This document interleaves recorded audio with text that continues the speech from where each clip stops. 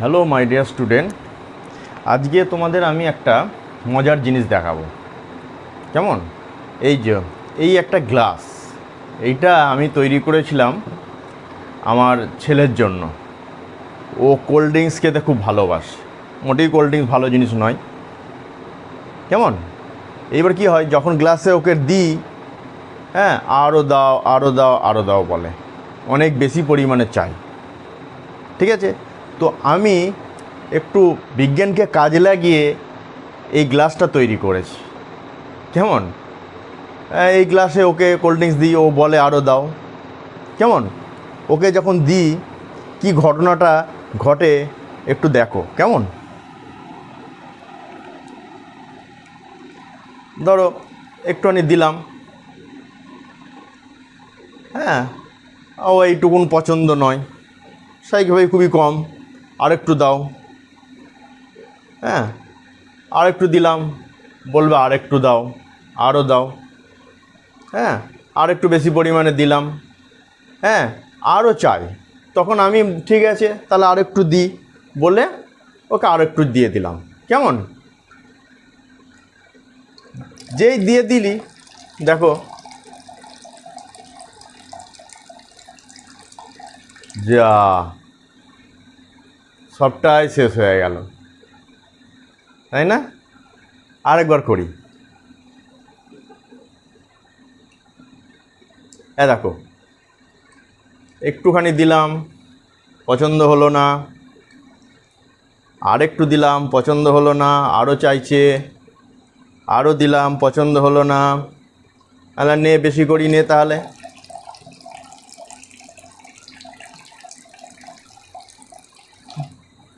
কি হলো? সবটাই শেষ হয়ে গেল। ও তখন দেখলো যে ওই একটা নির্দিষ্ট দাগ পর্যন্ত, এর বেশি আর চাইলে আমি পাবো না, পুরোটাই পড়ে যাবে। তখন বললো ঠিক আছে, না না আর দিতে হবে না।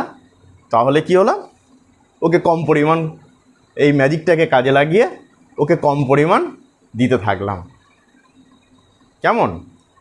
তাহলে এইটাকে আমি নাম দিয়েছি ম্যাজিক গ্লাস। হ্যাঁ, এইবার প্রত্যেকটা ম্যাজিকের পিছনে একটা বিজ্ঞান কাজ করে। হ্যাঁ, এই ম্যাজিকটার পিছনে, এই ম্যাজিক গ্লাসটার পিছনে কি বিজ্ঞান কাজ করে, আজকে আমরা সেইটা একটু আলোচনা করি। কেমন? তো এই গ্লাসটা কিভাবে তৈরি করেছি তার একটা ডায়াগ্রাম প্রথমে বোর্ডে করি, হ্যাঁ, তারপর আমরা আলোচনা করব। হ্যাঁ, ওটা আর কিছুই নয়, একটা তোমার কোল্ড ড্রিঙ্কসের বোতলের ছিপির অংশটুকু এইখানটায় কী করেছি, একটা স্ট্র পাওয়া যায় না, তোমার মাজা ম্যাঙ্গো এসে কোটোতে খেতে গেলে যে স্ট্র পাওয়া যায়, কেমন, ওই একটা স্ট্র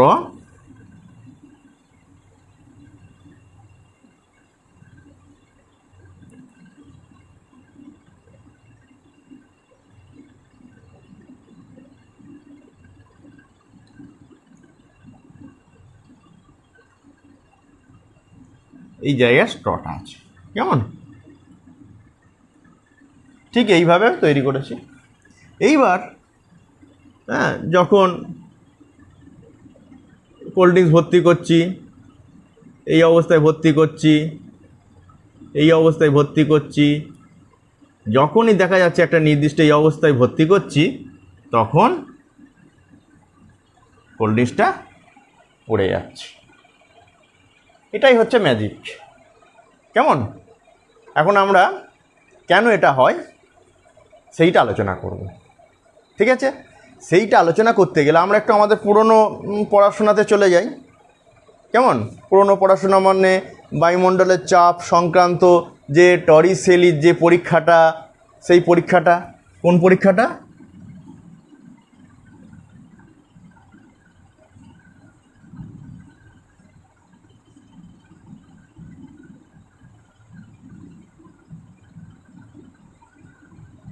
টরিসেলির পরীক্ষাটা। কেমন? সেই টরিসেলির পরীক্ষাটায় আমরা চলে যাই। ঠিক আছে, টরিসেলি পরীক্ষাটাতে কি ছিল, একটা 1 মিটারের এক মুখ খোলা একটা কাঁচের নল, তাতে পারদ দিয়ে ভর্তি করা হয়েছিল। 1 মিটার মানে 100 সেন্টিমিটার, ঠিক আছে। এবং একটা তলায় একটা কাঁচের পাত্র, এটাকেও কিছুটা পারদপূর্ণ করা হয়েছে। এইবার 1 মিটার যে কাঁচের নল, তাতে সম্পূর্ণ পারদ পূর্ণ করা হয়। কেমন? দিয়ে খোলা মুখটা বুড়ো আঙুল করে টিপে ধরে এই পাত্রে উবুর করে ছেড়ে দেওয়া হয়। মানে কীরকম হয়?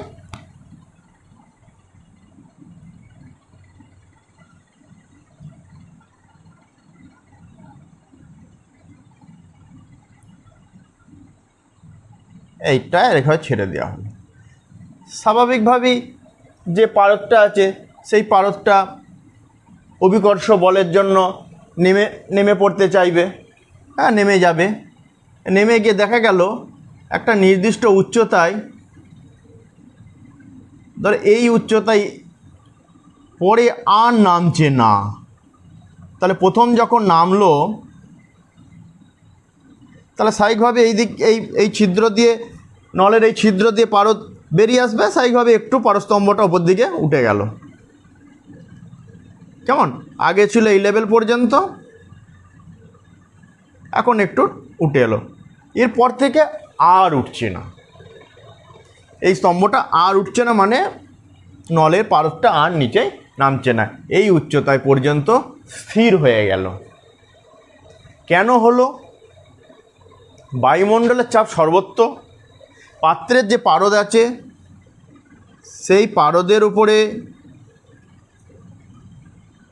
বায়ুমণ্ডলের চাপ আছে, এটা হচ্ছে বায়ুমণ্ডলের চাপ।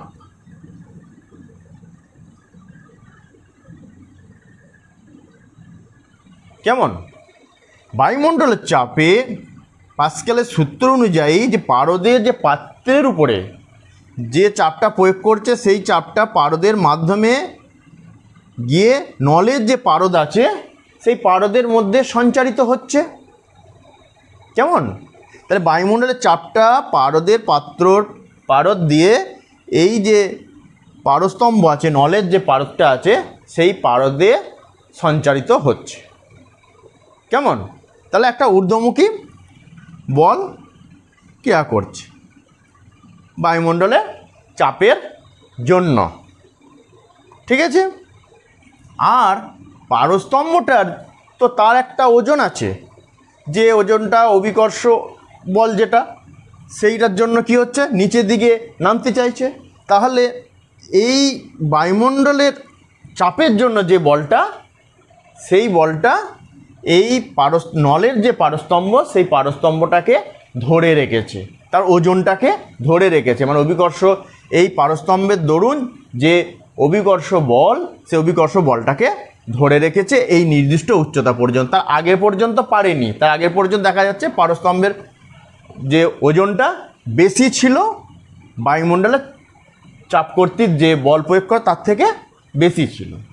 একটা সময়ে দেখা যাচ্ছে যে বায়ুমণ্ডলের চাপ, যেটা এই স্তরে গিয়ে পারস্তম্ভের নলে গিয়ে সঞ্চারিত হচ্ছে, নলে পারদে গিয়ে, এবং পারদের যে ওজনটা, এই দুটো সমান হচ্ছে। কেমন? তাহলে আমরা যদি এই নলের যে প্রস্থচ্ছেদের যে ক্ষেত্রফলটা, কেমন, এই যে নলের এই জায়গাটা, নলের প্রস্থচ্ছেদের ক্ষেত্রফলটাকে যদি আমরা এ ধরি, কেমন, তাহলে বায়ুমণ্ডল কর্তৃক এই পারস্তম্ভের উপরে প্রযুক্ত বলটা কত হবে? তাহলে বায়ুমণ্ডলের চাপের জন্য, বায়ুমণ্ডলের চাপের জন্য এ ক্ষেত্রফলে প্রযুক্ত বল সমান বায়ুমণ্ডলের চাপ, যেটাকে আমরা P0 ধরলাম, ইন্টু এ, ঠিক আছে। আর পারস্তম্ভের ওজনটা এইটা ধরো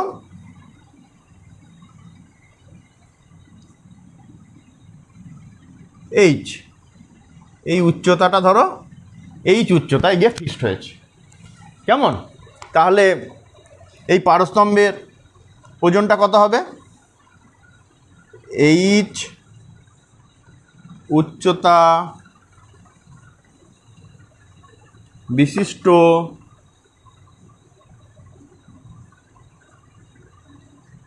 পারস্তম্ভের ওজন পারস্তম্ভ কর্তৃক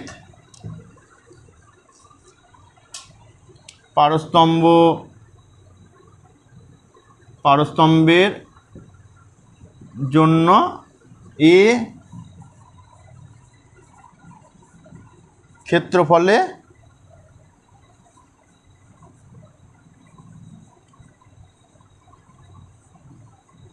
নিম্নমুখী বল সমান এই পারস্তম্ভের উচ্চতা এইচ, ক্ষেত্রফল এ, তাহলে এইটা হচ্ছে পারস্তম্ভের আয়তন। কেমন? পারদের ঘনত্ব যদি রো ধরি,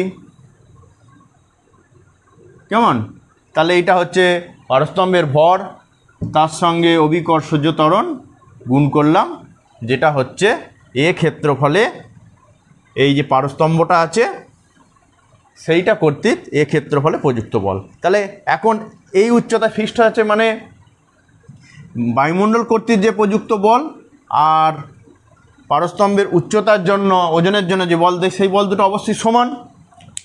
কেমন? তাহলে আমরা অবশ্যই লিখতে পারি P0 A সমান এইচ এ রো জি। তাহলে এ কেটে গেল, তাহলে বায়ুমণ্ডলের চাপ সমান এইচ রো জি। তাহলে বায়ুমণ্ডলের চাপ আমরা কি দেখলাম? যে পারস্তম্ভের যে উচ্চতা আছে তার সঙ্গে পারদের ঘনত্ব ইন্টু অভিকর্ষজ ত্বরণ। সমুদ্র পৃষ্ঠে যদি পরীক্ষাটা করা হতো তাহলে যে এইচ হতো, এইচ দেখা যেত 76 সেন্টিমিটার।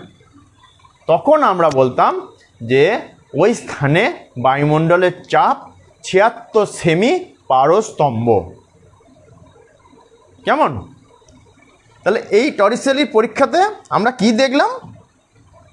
যে পারস্তম্ভের দ্বারা কিভাবে বায়ুমণ্ডলের চাপ আমরা নির্ধারণ করলাম, এবং আরেকটা জিনিস যেটা আমরা দেখলাম যে নলের প্রস্থচ্ছেদটা এখানে ফ্যাক্টর নয়, মোটা নল নিলেও যা হবে সরু নল নিলেও তাই হবে। কেমন? তাহলে কতটা সর্বোচ্চ উচ্চতা কতটা? পারদের ক্ষেত্রে 76 সেন্টিমিটার পর্যন্ত সেই পারস্তম্ভের উচ্চতাটা উঠবে। এখন পারদের পরিবর্তে যদি জল নিই তাহলে সেই উচ্চতাটা কত হবে? স্বাভাবিকভাবেই পারদের ঘনত্ব জলের থেকে অনেক বেশি, হ্যাঁ, 13.6 গুণ বেশি পারদের ঘনত্ব জলের থেকে। তাহলে জলের উচ্চতা পারদের থেকে অনেক বেশি হবে। কত হবে? পারদের উচ্চতা যা তার থেকে 13.6 গুণ বেশি হবে। তাহলে জল হলে কত হবে? 13.6 ইন্টু 76 সেমি, এটা কত হবে? 10.34 মিটার হবে, মানে 10 মিটারেরও বেশি জল দিয়ে যদি এই পরীক্ষাটা আমরা করতাম। কেমন? বোঝা গেল? এইবার আমরা যে ম্যাজিক গ্লাসটা নিয়ে শুরু করেছিলাম, কেমন, সেইটার ব্যাখ্যাতে আসবো এবার।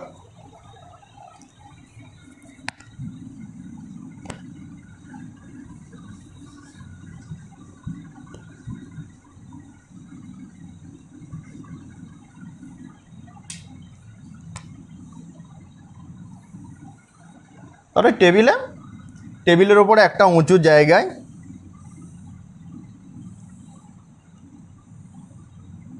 একটা কাঁচের পাত্র আছে, তাতে কিছু তরল, হ্যাঁ, তার থেকে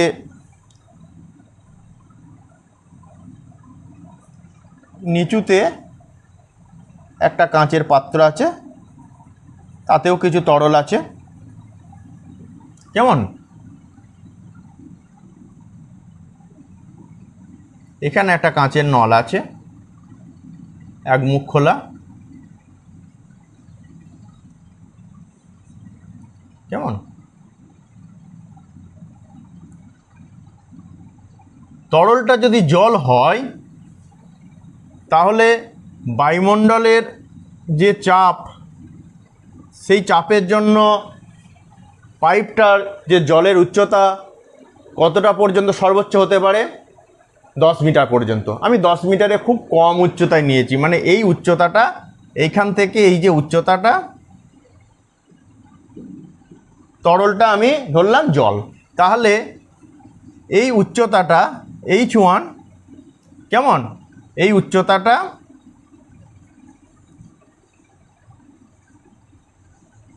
10 মিটারের কম।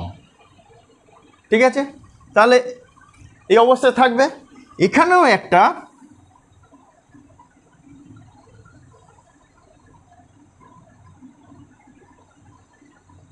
একই রকম একটা কাঁচের নল নিলাম, এইটার উচ্চতা এই জলস্তর থেকে H2 উচ্চতা ধরো।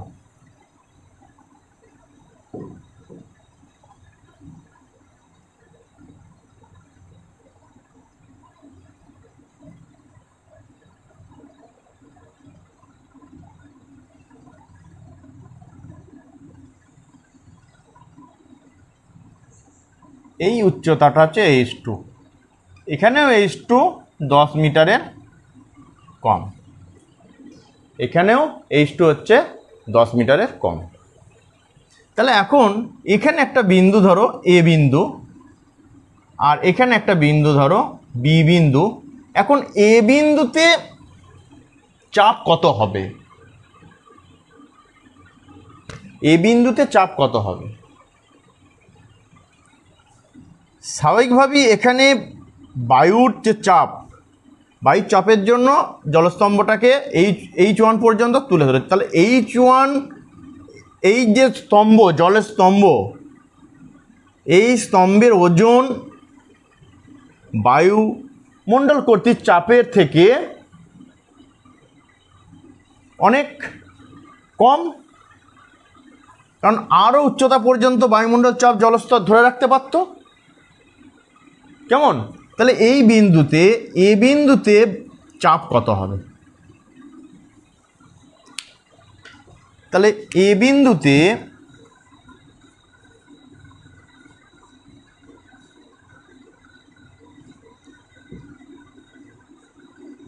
তরলের উপরে চাপ সমান বায়ুমণ্ডলের চাপ মাইনাস H1 জলের ঘনত্ব D ধরলাম, H1 dg। তাহলে B বিন্দুতে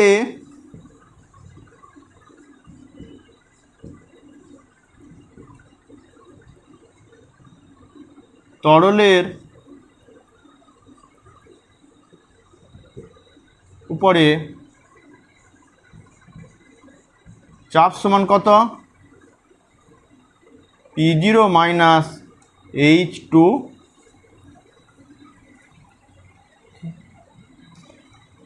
এখন দেখো এই রাশি দুটো দেখো, এটা এ বিন্দুতে চাপ, এটা বি বিন্দুতে চাপ। তাহলে এ বিন্দুতে চাপ যদি, এ বিন্দুর চাপটা যদি, এটা যদি ধরো PA হয় আর এইটা যদি PB হয়, তাহলে এ বিন্দুতে হচ্ছে চাপ হচ্ছে PA আর বি বিন্দুতে হচ্ছে PB।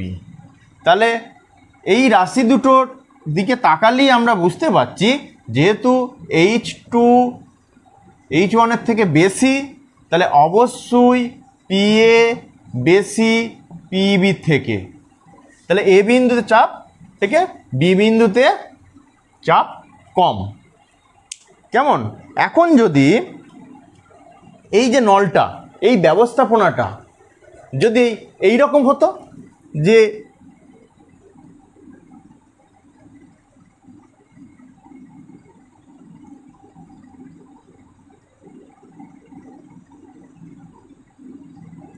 এটা বি বিন্দু, এটা এ বিন্দু, এই রকম যদি ব্যবস্থাটা হতো, জাস্ট একটা ইউ আকৃতির নল, অসম ইউ আকৃতির নল, একটা বাহু বড় একটা বাহু ছোট,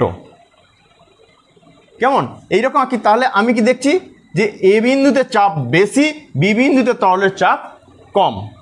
তাহলে স্বাভাবিকভাবেই বেশি চাপযুক্ত অঞ্চল থেকে তরল কমযুক্ত চাপে, তাহলে এখান থেকে একটা তরলের প্রবাহ হয়ে যাবে। তাহলে আমরা একটা তরলের প্রবাহ পাবো কোথা থেকে? এ থেকে বি এর দিকে, এ থেকে বি এর দিকে একটা তরলের প্রবাহ পাচ্ছি। তার মানে স্বাভাবিকভাবেই এই তরলটা এইদিকে, এই পাত্রের তরলটা এখানে বেরিয়ে এসে এখানে জমা হচ্ছে। তাহলে কি হবে? এই ক্রমশ আস্তে আস্তে এই তরলের জলটা আস্তে আস্তে কমবে। হ্যাঁ, এই জলটা আস্তে আস্তে কমবে।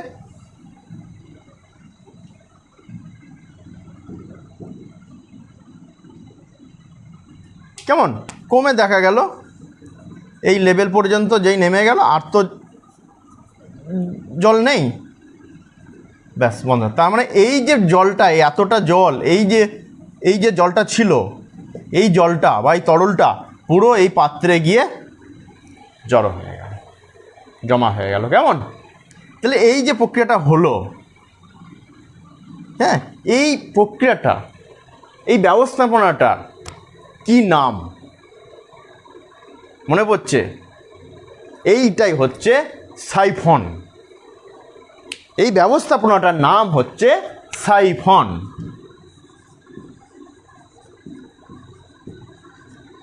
এই ব্যবস্থাপনাটার নাম হচ্ছে সাইফন। তাহলে সাইফন আর কিছুই নয়, অসম দুটো বাহু বিশিষ্ট একটা ইউ আকৃতির নল, সেই নলের সাহায্যে একটা পাত্র থেকে তরল আর একটা পাত্রে গিয়ে জমা হচ্ছে। কেমন? তাহলে এই পদ্ধতিটাকে বলি আমরা সাইফন। ঠিক আমার ম্যাজিকটাতে সাইফন কাজ করেছিল। কেমন? ভালো করে লক্ষ্য করো।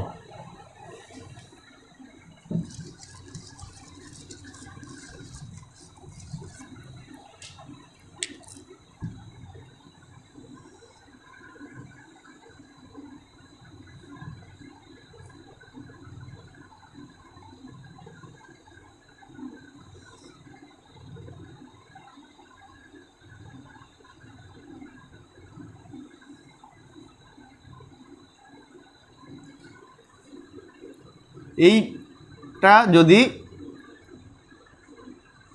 এই রকম ছিল, এখন আমি তরল ভর্তি করছি, এই নলেতেও তরল ভর্তি হচ্ছে, এই নলেতেও তরল ভর্তি হচ্ছে। এখন এই নলেতে ঢুকে যাই, এইখানে ঢুকে গেল। তাহলে এই যে নলটা দুটো বিন্দু, এটা এ বিন্দু, এটা বি বিন্দু। তাহলে এ বিন্দুতে চাপ বেশি, বি বিন্দুতে চাপ কম। তাহলে এই তরলটা কী হবে? এখান থেকে এখানে একটা তরলের একটা প্রবাহ পাবো, যার ফলে এই তরলটা এখান থেকে পড়ে যাবে। কতক্ষণ এবার প্রবাহটা হবে? এই সমস্ত তরলটা আস্তে আস্তে এই নল বেয়ে ওপর দিকে উঠে যাবে। কেমন? তরলটা আস্তে আস্তে কমতে শুরু করলো, এই পর্যন্ত পুরো তরলটা খালি হয়ে গেল। আবার যদি তুমি পুনরায় তরল যদি ওতে ভর্তি করো, তাহলে আবার দেখা যাবে সেম উঠছে, কিন্তু এর বেশি উচ্চতায় আর গ্লাসের তরল আর উঠবে না। কারণ এই উচ্চতায় যে উঠবে, এ বিন্দু আর বি বিন্দু, এই যে নলটা পাচ্ছি আমরা এখানে, এ বিন্দুতে চাপ বেশি, বি বিন্দুতে চাপ কম। তাহলে এ থেকে বি এর দিকে তরলের প্রবাহ শুরু হয়ে যাবে এবং সমস্ত তরলটা কমে যাবে। তাহলে এখানে সাইফন ক্রিয়া কাজ করলো। অ্যাকচুয়ালি যে ম্যাজিক গ্লাসটা আমরা সাইফনকে কাজে লাগিয়ে আমরা ম্যাজিক গ্লাসটা তৈরি করেছিলাম। কেমন? এবার বোঝা গেল। আর একবার ম্যাজিক গ্লাসটা একবার দেখি। হ্যাঁ,